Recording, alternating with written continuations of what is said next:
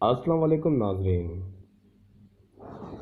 جب موت آئے گی تو یقین جانیں کہ کچھ بھی کام نہ آئے گا۔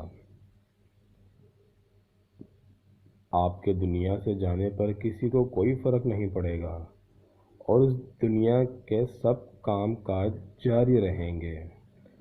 آپ کی ذمہ داریاں کوئی اور لے لے گا، آپ کا مال وارثوں کی طرف چلا جائے گا اور آپ کو اس مال کا حساب دینا ہوگا۔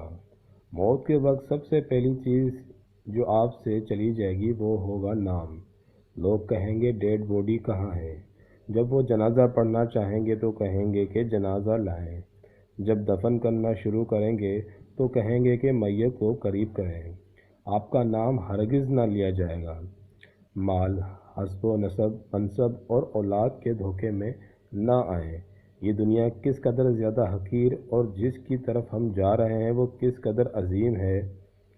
آپ پر غم کرنے والوں کی 3 اقسام ہوں گی۔ جو لوگ آپ کو سرسری طور پر جانتے ہیں وہ کہیں گے ہائے مسکین، اللہ اس پر رحم کرے۔ آپ کے دوست چند گھڑیاں یا چند دن غم کریں گے، پھر وہ اپنی باتوں اور ہنسی مذاق کی طرف لوٹ جائیں گے۔ آپ کے گھر کے افراد کا غم غیرہ ہوگا۔ وہ کچھ ہفتے، کچھ مہینے یا 1 سال تک غم کریں گے اور اس کے بعد وہ آپ کو یادداشتوں کی ٹوکری میں ڈال دیں گے۔ لوگوں کے درمیان آپ کی کہانی کا اختتام ہو جائے گا اور آپ کی حقیقی کہانی شروع ہو جائے گی اور وہ آخرت ہے، آپ سے زائل ہو جائے گا۔ آپ کا حسن، مال، صحت، اولاد، آپ اپنے مکانوں اور محلات سے دور ہو جائیں گے۔ شوہر بیوی سے اور بیوی شوہر سے جدا ہو جائے گی۔ آپ کے ساتھ صرف آپ کا عمل باقی رہ جائے گا۔ یہاں یہ سوال پیدا ہوتا ہے کہ آپ نے اپنی قبر اور آخرت کے لیے ابھی سے کیا تیاری کی ہے؟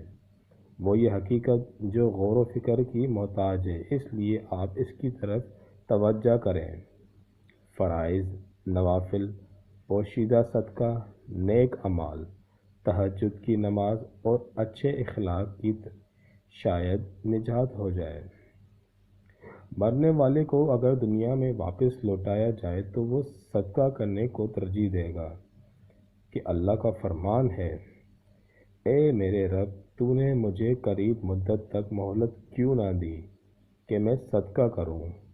وہ یہ نہیں کہے گا کہ میں نماز ادا کر لوں، یا میں روزہ رکھ لوں، یا میں حج عمرہ کر لوں۔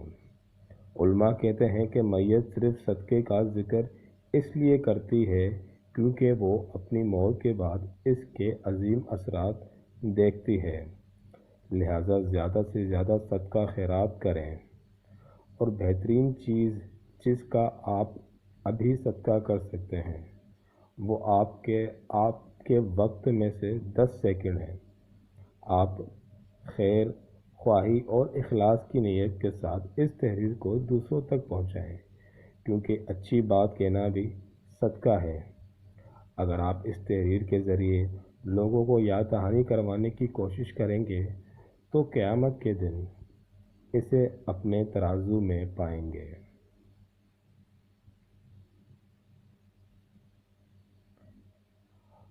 اور نصیحت کیجیے، کیونکہ یقیناً نصیحت ایمان والوں کو نفع دیتی ہے۔ ویڈیو اچھی لگی ہو تو اس کو لائک، سبسکرائب، شیئر لازمی کر دیجیے گا۔ بہت شکریہ۔